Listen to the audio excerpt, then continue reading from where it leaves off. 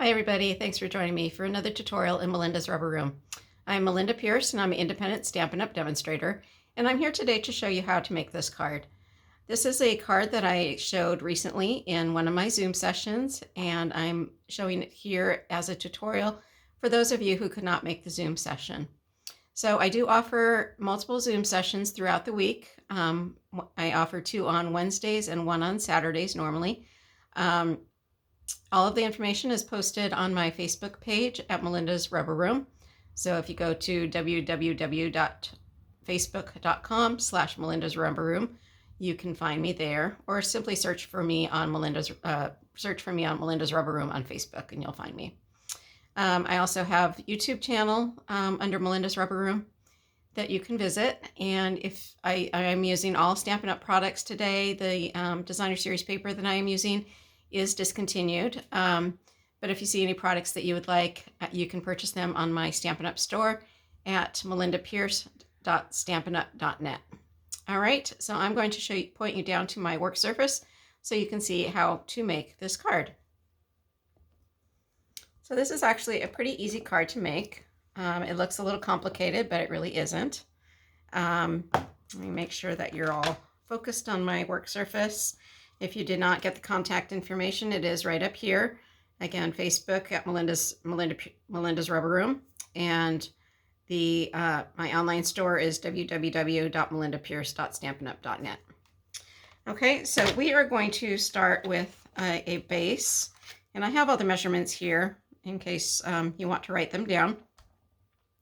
The base cardstock is 4 1/4 inches by 11, and I have scored it at 5 1/2 already. So that is the base. And you want to get a pencil and just make a little tick mark at 2 1/8, which is half of the distance from this corner to this corner. So I'm just going to put that into my cutter so I can measure that. And I'm just going to measure 2 1/8 over and make a tick mark right there where my cutting channel is. And that way I know that this is 2 1/8, and from this corner over here to the middle is 2 1/8. Okay, so now I'm going to put my paper in my cutter so that this corner is lined up with my cutting channel, and this little tick mark is lined up with the cutting channel as well.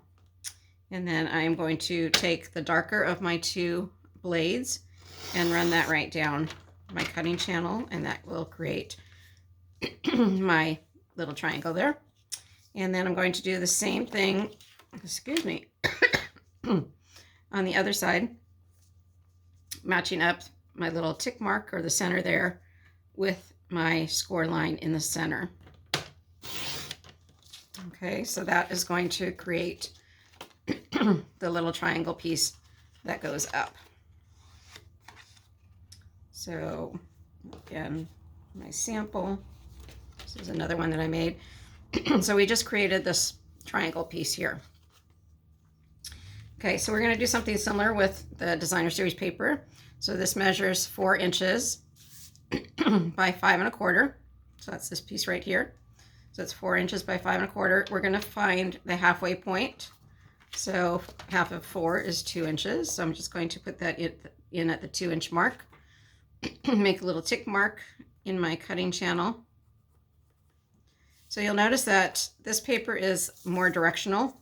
So with my butterflies flying upwards, so I want my tick mark to be down here because that will allow the triangle to be like that. So again, I'm going to put my the corner in my cutting channel and match up my tick mark and cut that. Do the same thing with this side.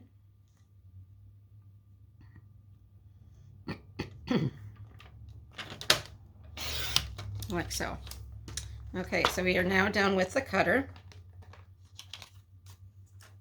I have to bring my base back in. So what I'm going to do is put these triangle pieces back in where they were cut from, just so that I know that I'm placing my Designer Series paper in the right fashion. Okay, so those 2 corner pieces were cut right from there. And then these pieces were cut right from there. Okay, so I'm going to lift these corner pieces back up, keep those together, and I can just go ahead and adhere these triangles together.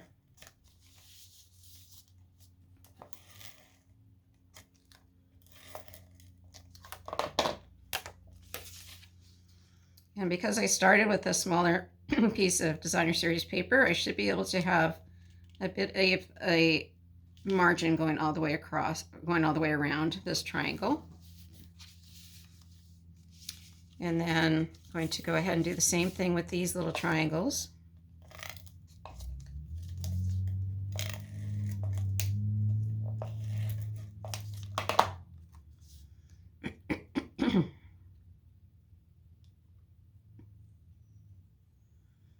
And there's not a whole lot of margin around this, so don't be surprised if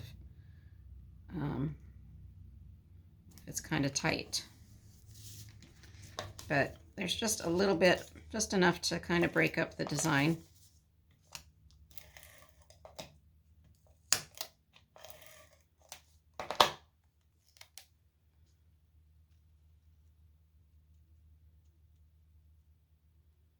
I'm just really trying to make sure that the bottom is straight. All right, so now we're going to take these triangle pieces and just put them on an angle. And what you want to do is make sure that this angle here, let me get a piece of white paper so you can see that better. What you want to do is make sure that this angle here is just going right across this corner here, and that your angles, that your triangles are not going off your paper. You don't want it to be like that because it's not going to fit into your envelope. So make sure it's up far enough so that this is meeting in the corner and is not going off the edge. And then this one will do the same thing, going across the corner on an angle like so. So now we're just going to tape that into place. I want to make sure that I'm not gluing down this bottom portion of the triangle, otherwise that's going to tape my card down.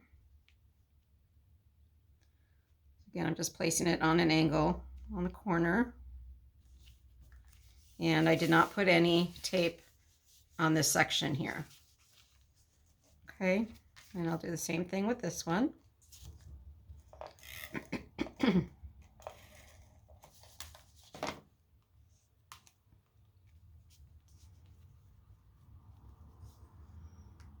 Kind of matching the angle of the first one that I did. Like so.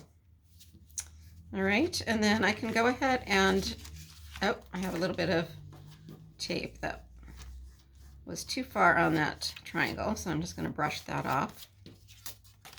Okay, so now it's not going to just stick shut.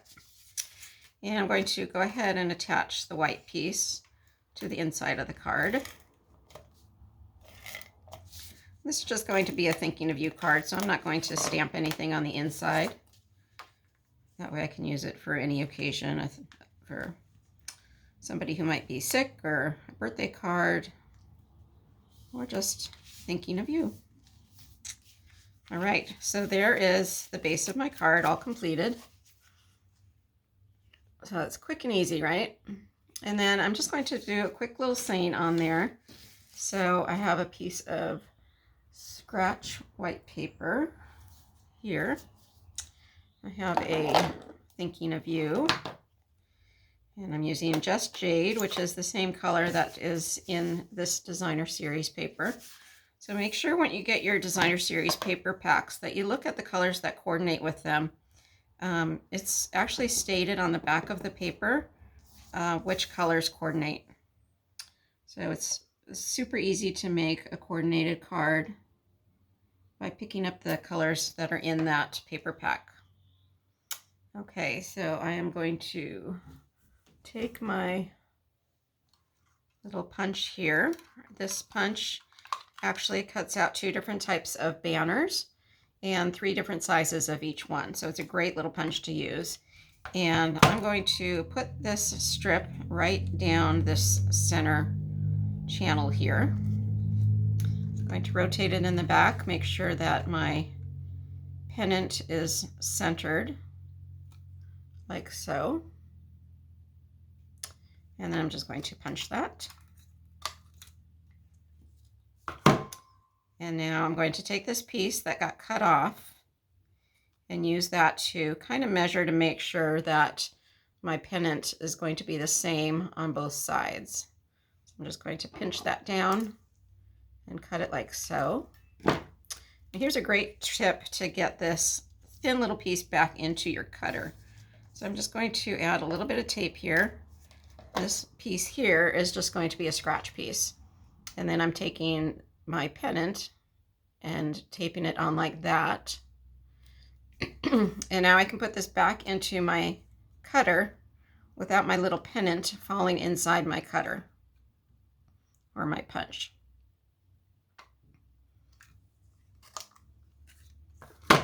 Okay, so now my pennant is pretty much the same on both sides.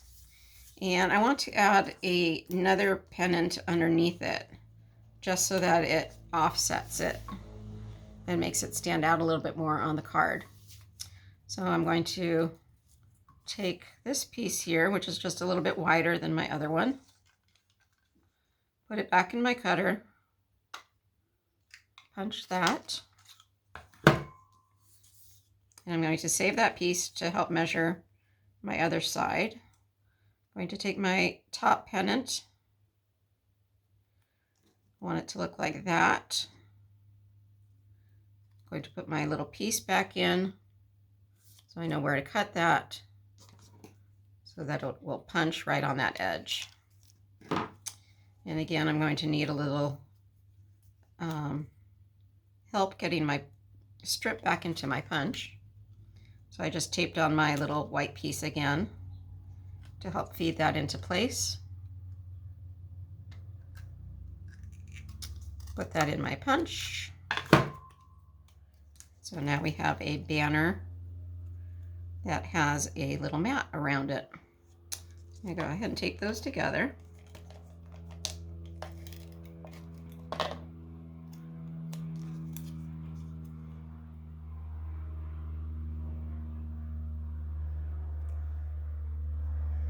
Like so. And then I'm going to raise that up with a few dimensionals. I'm using the mini dimensionals here. I've just come to like them. It gives you a little bit more flexibility than the larger ones, I think. And then I'm going to take a pick tool and just get off the backing of those pieces. And now I have all my little backings on my take a pick tool, and I can just dump that in the trash all at once. Hopefully helps to not have those little pieces ending up all over the house. Okay, so there is my completed card. All right, hope you enjoyed that quick tutorial and that you learned something new. That is always my goal with my tutorials, that you pick up a few tips and tricks that you may not have learned before, and if you're brand new, that you come to understand some of the tools a little bit and become comfortable with them. So again, I hope you enjoyed the tutorial. If you have any questions at all, please feel free to reach out to me in the comments section of my YouTube video, or if you're watching this on my Facebook page, feel free to comment on the Facebook page and I would be happy to help you. All right, hope you have a great day and we will see you soon. Bye-bye.